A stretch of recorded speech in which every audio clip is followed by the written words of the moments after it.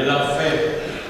Cómo la fe nos sostiene, la fe en Cristo nos sostiene. Y para ello me gustaría que abran sus Biblias en el capítulo 10 de Romanos.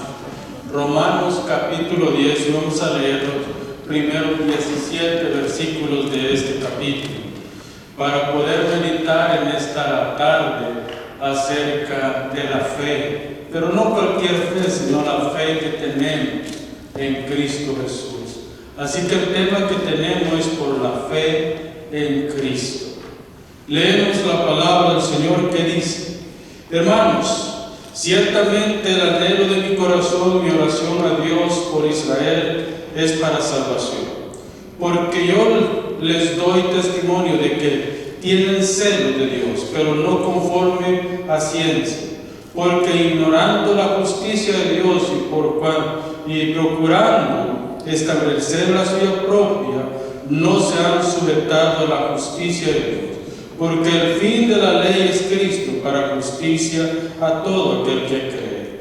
Porque de la justicia que es por la ley, Moisés escribe así: el hombre que haga estas cosas vivirá por ellas.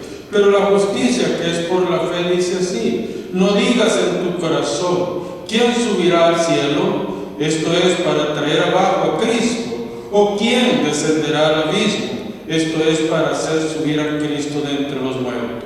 Mas ¿qué dice? Cerca de ti está la palabra, en tu boca y en tu corazón.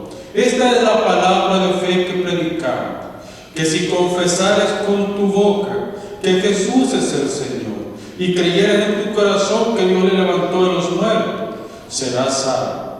Porque con el corazón se cree para justicia, pero con la boca se confiesa para salvación. Pues la Escritura dice: todo aquel que en él creyere no será avergonzado. Porque no hay diferencia entre judío y griego, pues el mismo que es Señor de todos es rico para con todos los que le invocan. Porque todo aquel que invocar el nombre del Señor será salvo.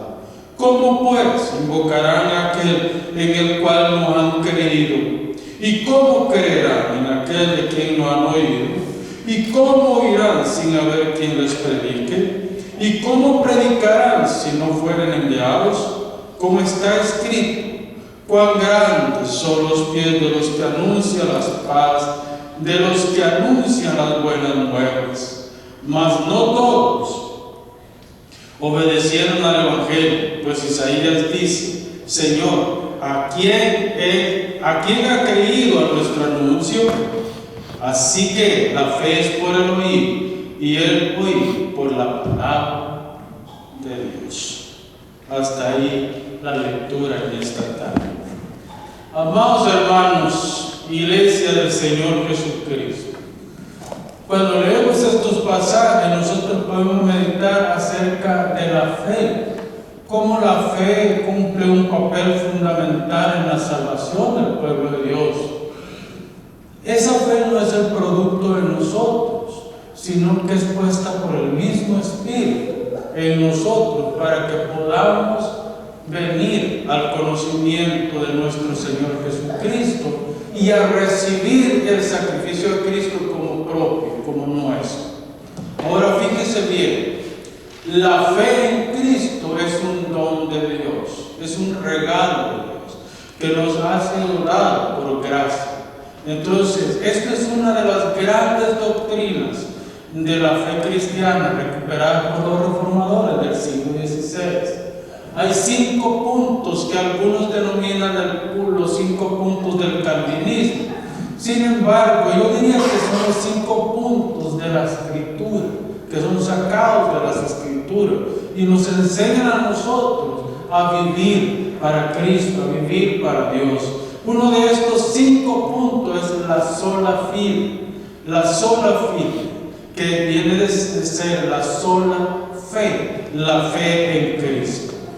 Hoy, después de 508 años, después de que Martín Lutero clavara las 95 tesis en la puerta de la catedral de Wittenberg en Alemania, después de 508 años, nosotros seguimos anunciando la sola fe en Cristo Jesús. Entonces nosotros proclamamos la salvación por fe, la salvación por fe en Cristo.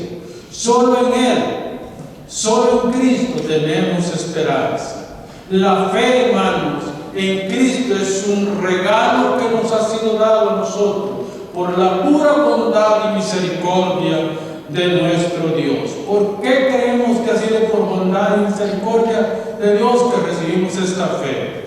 Bueno, nosotros estamos muertos en nuestros delitos y pecados, y un muerto no tiene vida, ¿verdad? Un muerto no puede pensar por sí mismo. Un muerto no puede accionar por sí mismo. Un muerto no puede respirar por sí mismo, porque un muerto no tiene vida. Y cuando el Espíritu Santo, enviado por el Padre y por el Hijo, vino a nosotros y hizo esa obra de llamarnos a la vida o de inyectar vida en nosotros, ese día el Evangelio, por medio del Evangelio, nuestro ser, mente, voluntad, emociones, todo nuestro ser cobró vida, y ese día la fe fue inyectada en nosotros.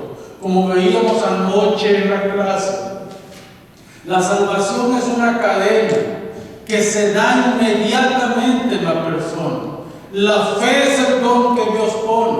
Luego viene la regeneración, luego viene el nuevo nacimiento, luego viene la santificación, y en fin es una cadenita que se lleva. Y es por eso que nosotros somos llamados a una nueva vida. Hermanos amados, Dios como regalo le dará a su pueblo el don de la fe para creer en Cristo Jesús. Esta no es una gracia irresistible, esta es una gracia irresistible. Una persona, cuando se le da este regalo, no puede seguir resistiendo a Dios. Yo me recuerdo cuando el Señor me llamó a su reino. Fue un día sábado 10 de abril del año 1999. Ese día es inolvidable para mí, aunque han pasado años y he visto de todo, no puedo darle la espalda a mi Señor, porque ese día yo pude ver algo glorioso que se hizo en mi persona. Yo había pasado 14 años alejado de la iglesia por diferentes razones, pero al final Dios me trajo de nuevo a su reino, y por eso le doy gracias. Así que en esta tarde, hermano, yo quiero que pensemos en tres cosas. La primera es: somos de Cristo por fe. Luego tenemos fe, un don de Dios para salvación. Y la tercera es la importancia de confesar a Cristo. La importancia de confesar a Cristo. Para comenzar con el primer punto, quiero decirles que hace algunos años, ya varios años, tuve la oportunidad de aconsejar a un joven. Era un joven que tenía aproximadamente, cuando lo estaba aconsejando, unos 17 años. Este joven pudo ver que su padre, que era pastor, pudo ver que su padre llevó a una mujer a la casa, y en la cama de su madre tuvieron relaciones.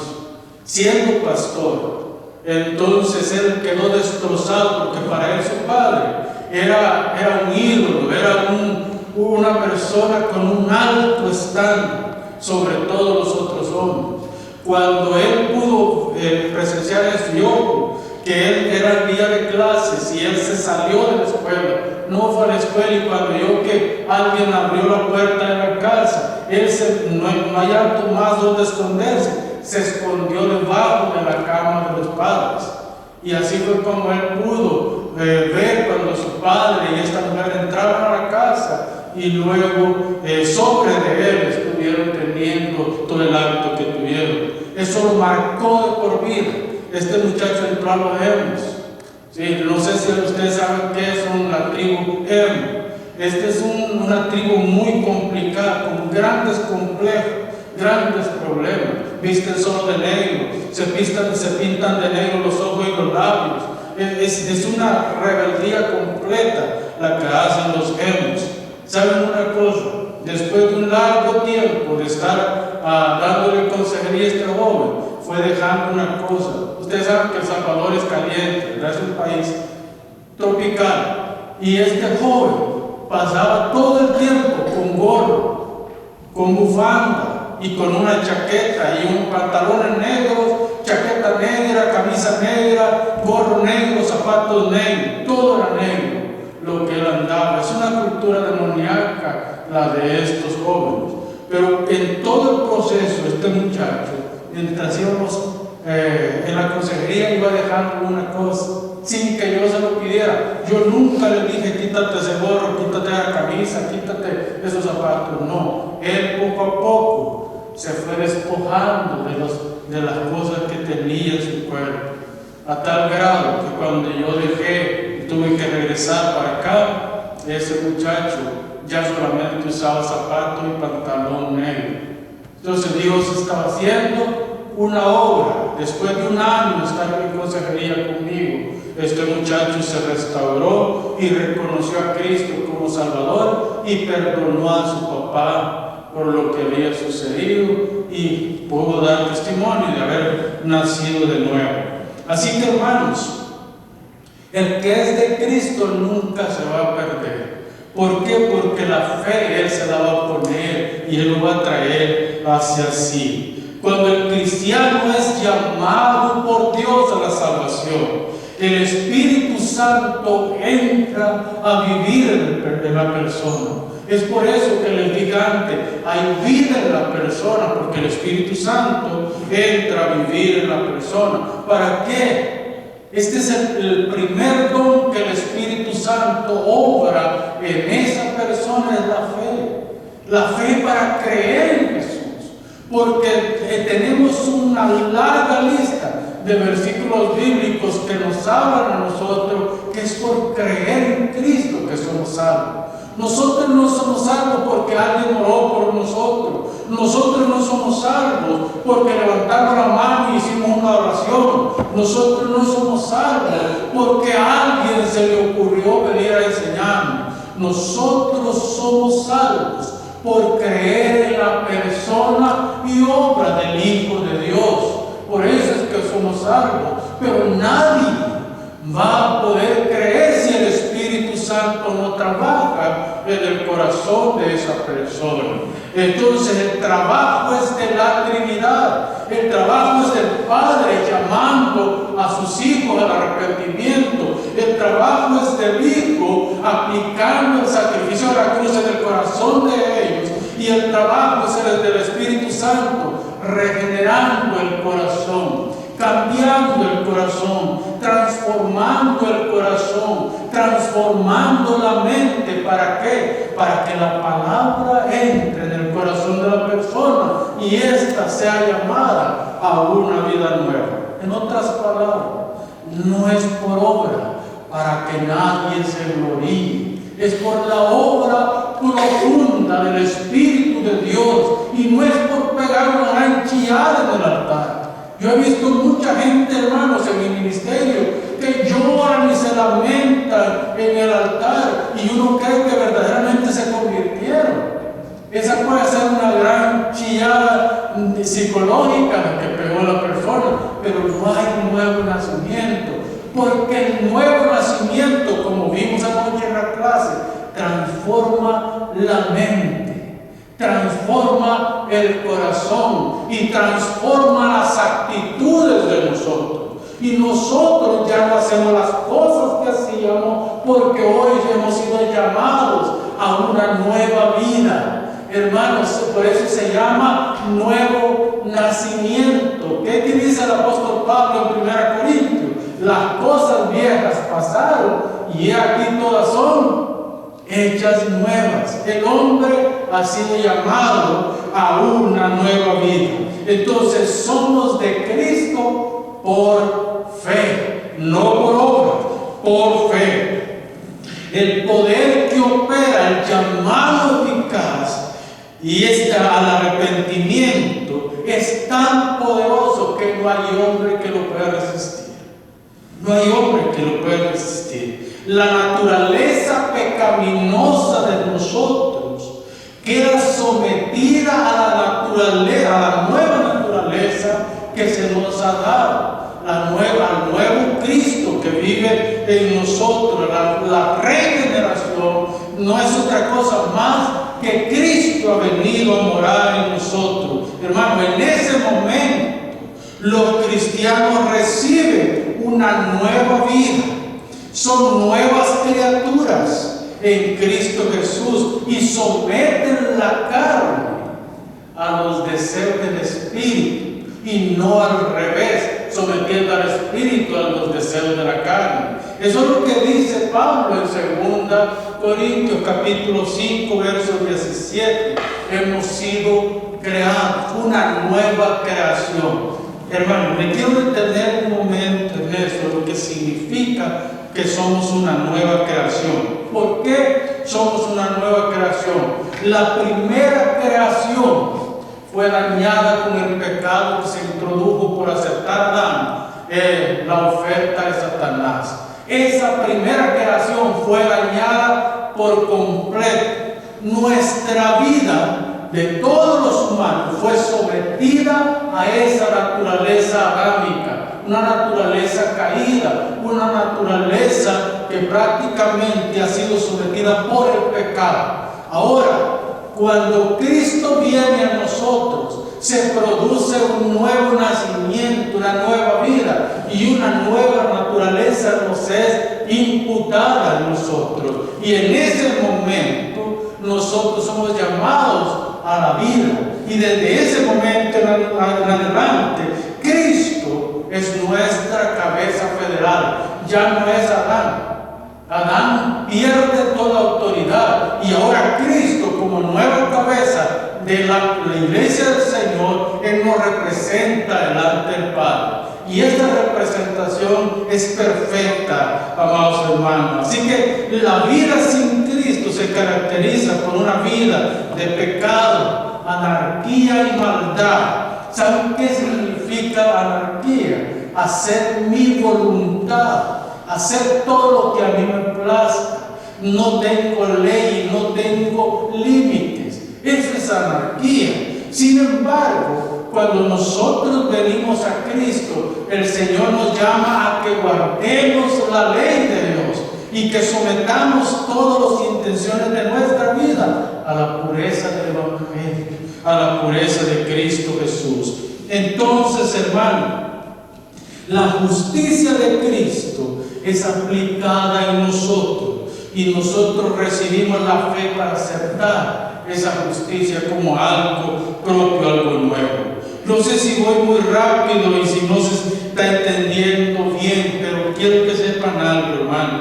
La fe es algo que nos da un giro, como decía anoche, a 180 grados y nos deja de espaldas al mundo y de frente a la cruz. ¿No ven qué bello es?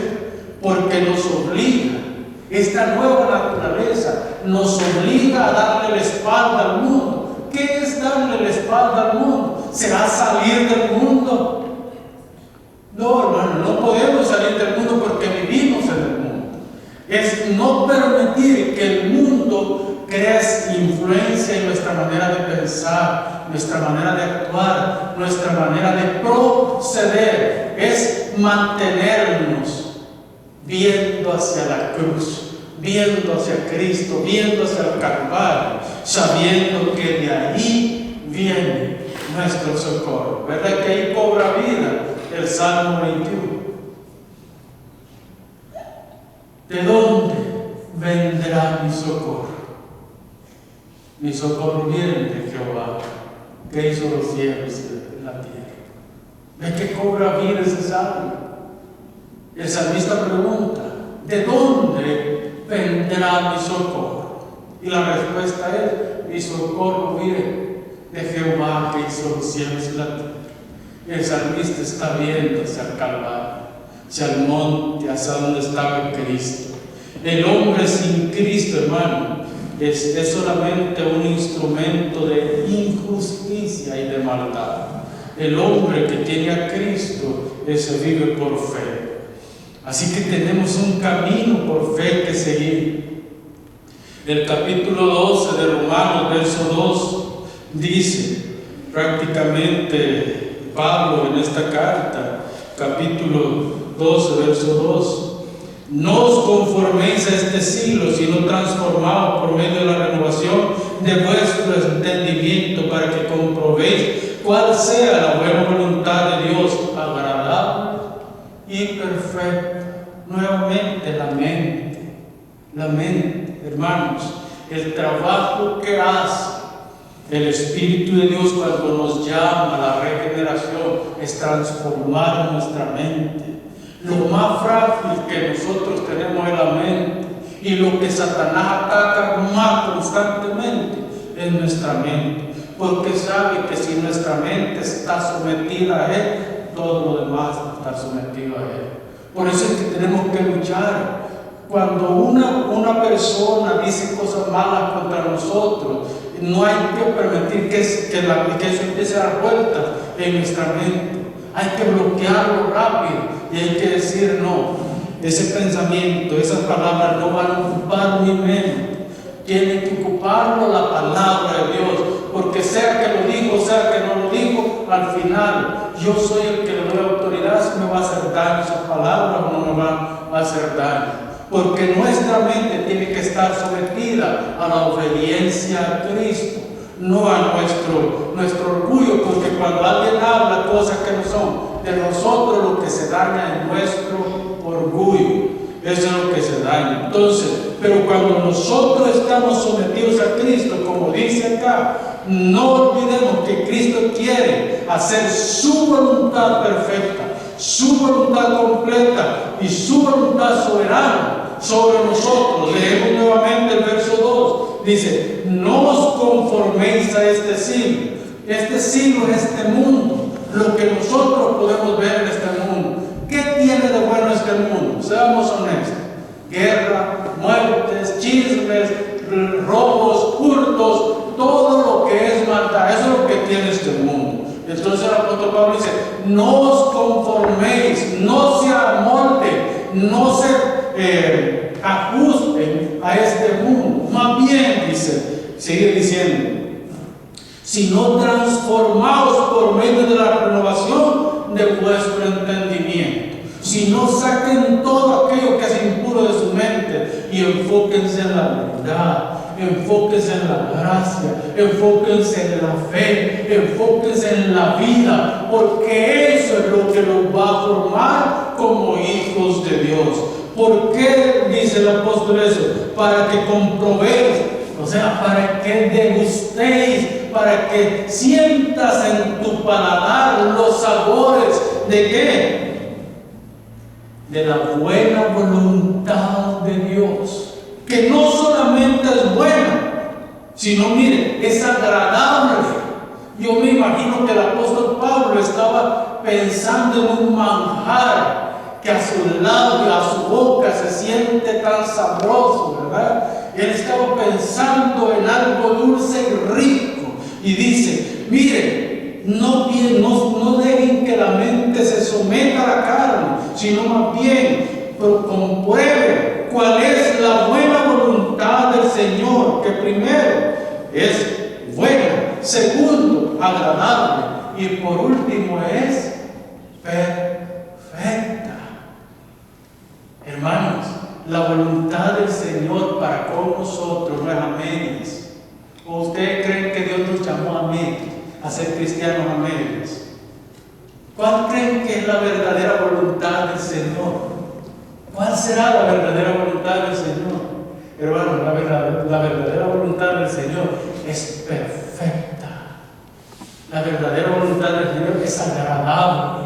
Es como cuando uno se pone, ¿se han visto esas capas que sacan a la miel? Que están llenas de miel. Es como cuando uno se pone en la boca un trozo de capa de miel, que es agradable, es rica, es saludable, es vida en ese momento. pues así es la voluntad del Señor. Y avanzamos, hermanos. La fe nos ayuda a entender esto y nos impulsa a vivir con libertad y esperanza. Capítulo 15 de Romanos, verso 13. 15:13. Miren lo que dice. Y el Dios de esperanza os llene de todo gozo, paz y paz en el creer. ¿De qué? Gozo y paz en qué? En la fe en Cristo Jesús, en la fe, para que abundéis en esperanza por el poder del Espíritu Santo. Una persona que tiene a Cristo, una persona que rebosa de gozo, una persona que rebosa de alegría por la fe que tiene en el Señor. Hermanos, Hebreos 11:1 dice, miren, es la fe, la certeza de lo que se espera, la convicción de lo que no se ve. La fe de la fe que estamos hablando nos da seguridad, convicción, certeza de que Dios es real y verdadero, de que no tenemos que andar buscando otros dioses, que basta lo que tenemos en Él. Hermanos, aquellos que no ponen su fe en Cristo no pueden ver estas cosas. Solamente los que ponen su fe en Jesucristo pueden ver aquellas cosas irrealizables como realizables. Terminología acerca de la fe. Yo solamente quiero decirles una cosa en lo que es la terminología. La palabra que se utiliza es la palabra pistis, que la palabra pistis también puede significar fidelidad, puede significar fe, puede significar certidumbre de algo o seguridad en algo. Entonces, hay tres clases de fe. Yo ya se los he explicado en otras ocasiones, pero se los voy a explicar nuevamente. Tenemos la fe que es para salvación, que es la que estamos hablando hoy. El capítulo 10 de Romanos habla de la fe que es para salvación, y es por creer en la palabra de Dios, no es cualquier fe. Pero también tenemos la fe que es don de Dios, el capítulo 12 de 1 Corintios. Fe para hacer milagros, fe para orar, fe para dar, fe. Es una fe que tiene que ver con la práctica, con lo que nosotros hacemos todos los días. Pero está la otra fe que es la fidelidad aparte. Es la fidelidad entre matrimonio, entre esposos. Es la fidelidad que nosotros tenemos por la iglesia. Es la fidelidad que nosotros compartimos con las otras personas. En otras palabras, es guardarnos íntegramente para alguien o para algo. Entonces, esta es fidelidad. Estas son las tres clases de fe. La fe salvadora, la fe como don para hacer milagros, para ofrendar con libertad, y la fe como fidelidad a Dios. Estas son la terminología que nosotros utilizamos.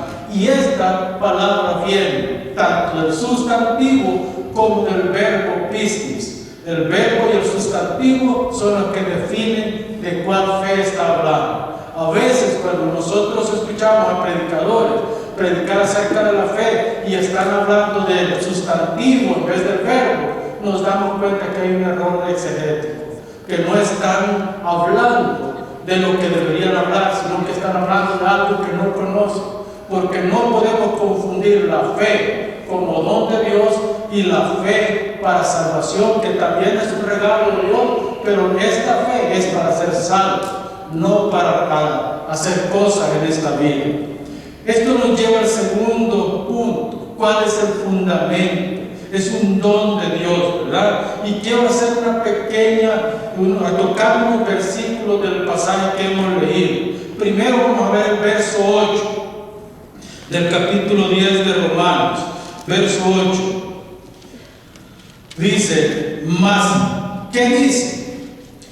Cerca de ti está la palabra en tu boca y en tu corazón. Esta es la palabra de fe que predicamos.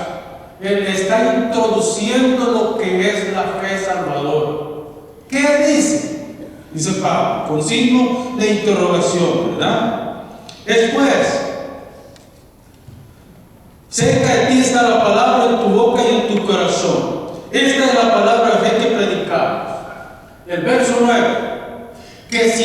confesares con tu boca que Jesús es el Señor y creyeres en tu corazón que Dios le levantó de los muertos, serás salvo. Fíjese bien, aquí está proclamando, introduciendo la razón de la fe, pero también está diciendo, está elaborando el apóstol la razón de por qué tener fe. La razón no es otra más que creer en lo que Cristo ha hecho por nosotros. Y vamos a ir despacio desglosando esto. Este pasaje específicamente introduce una serie de ideas que nos llevan a comprender la fe que obra el Espíritu Santo en nuestra vida, para entender que Cristo es nuestro Salvador. El que no confiesa, el que no externiza lo que piensa, el que no saca de su interior lo que el Espíritu le ha mostrado, no puede ser salvo. Es por confesar. Lo primero que el Espíritu hace es limpiar nuestra mente. Luego el Espíritu Santo trae el mensaje de la cruz a nuestro corazón, y nosotros, cuando este mensaje ha llegado al corazón, confesamos a Cristo como nuestro Salvador. Si esta transformación no pasa, difícilmente podemos decir que somos cristianos. Y aunque estemos en la iglesia,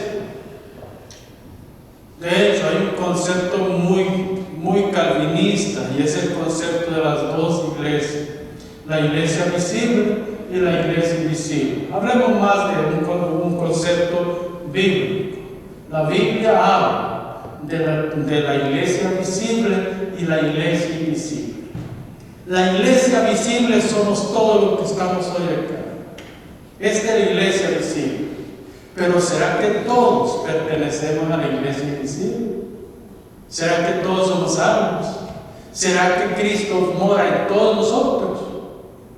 Es posible que no. Yo no sé, porque eso es una obra del Espíritu, y el sello del Espíritu Santo es el que nos da a nosotros la autoridad de propiedad. Cuando el Espíritu Santo nos sella, nosotros pasamos a ser de Dios, y ese sello nadie lo puede quitar. Nadie, ni nada puede quitar ese sello.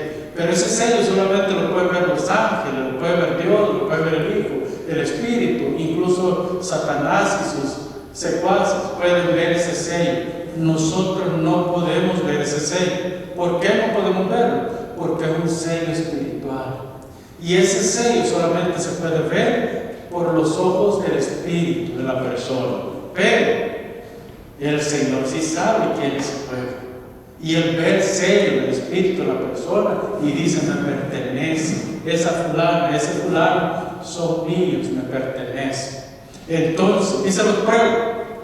En cierta ocasión dice que el apóstol Pablo llegó a una ciudad y estaba predicando y haciendo milagros y haciendo muchas cosas, cuando de repente aparecen unos hechiceros o unos adivinos. Dame los adivinos para que no se escuche muy feo, ¿no?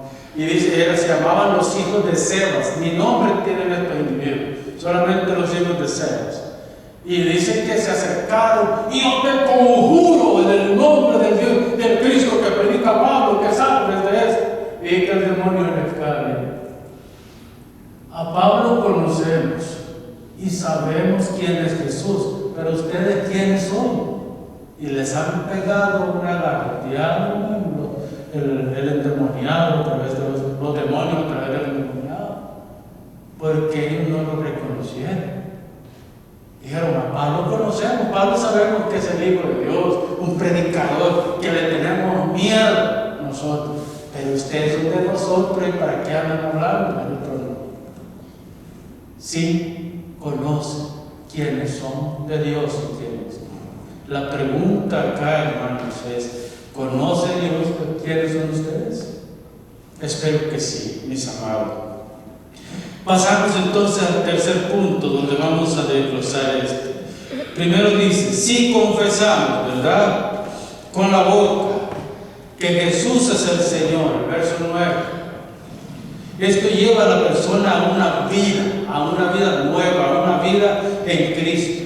Además de confesar, porque no es solamente confesar, sino creer. Es un asunto de creer, es de fe, pero el Espíritu Santo es el que obra. Vean en el verso 9, que si confesares con tu boca que Jesús es el Señor, hasta ahí es decir, es proclamar, es confesar esto. Pero vean lo que dice después el mismo versículo 9. Y creyeres en tu corazón que Dios le levantó de los muertos. Fe. Ahí es donde el Espíritu Santo entra en vos para poner esa fe y creer en Cristo. Creer que Él es el Hijo de Dios. Entonces creer es una obra del Espíritu Santo.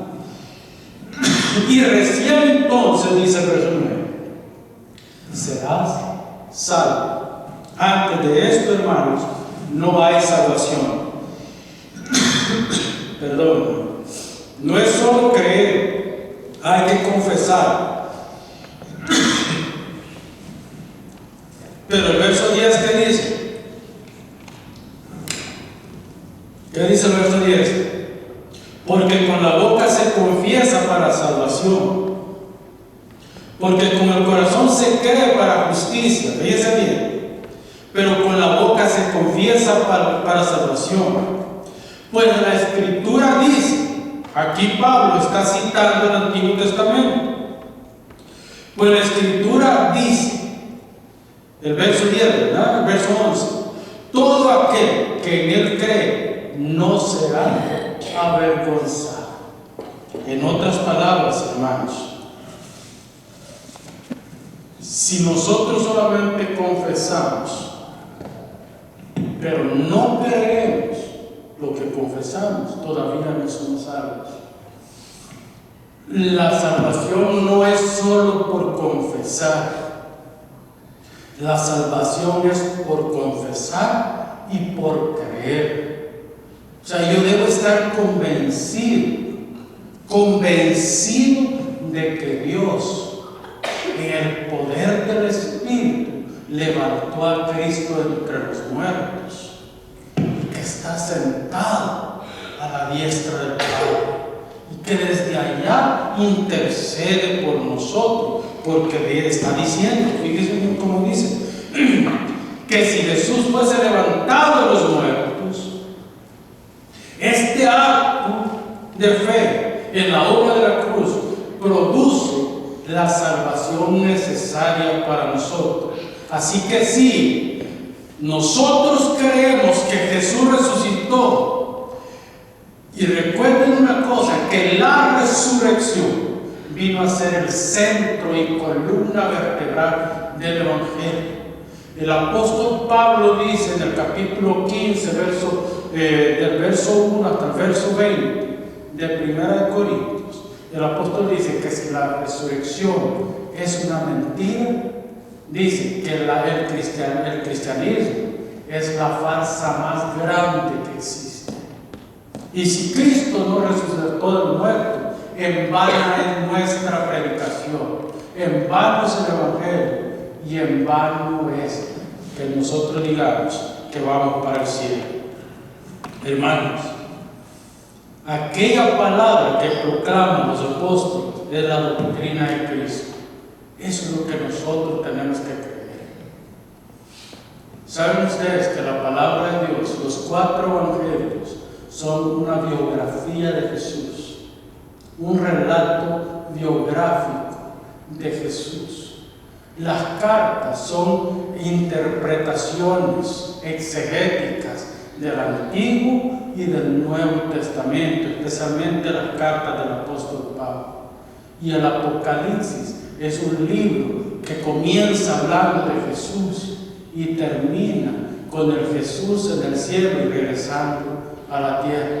En otras palabras, el testimonio de los apóstoles y de los profetas es el fundamento de nuestra fe. Y en esa es donde nosotros debemos de estar fundados. Termino con esto. El apóstol dice: el corazón se cree para justicia, pero con la boca se confiesa para salvación. Es decir, nosotros decimos, pero también recibimos por fe eso que nosotros mismos estamos diciendo. Este era el mensaje de los profetas. Y me encanta lo que dice Job: estos mis ojos han de ver al Redentor. Es decir, Job, que fue de la era de los patriarcas, 2000 años después nace el Mesías, y él ya había profetizado: con estos mis ojos he de ver al Redentor. Porque la fe lo hacía ver hacia el futuro, hacia el Mesías. Y nosotros, por la fe, vemos a la cruz, pero al mismo tiempo vemos hacia adelante, cuando Cristo regrese en poder y en gloria. Amén, hermanos. Recuerden, Jesús es el alfa y la omega. Jesús es el principio y el fin, y que pronto viene por su iglesia.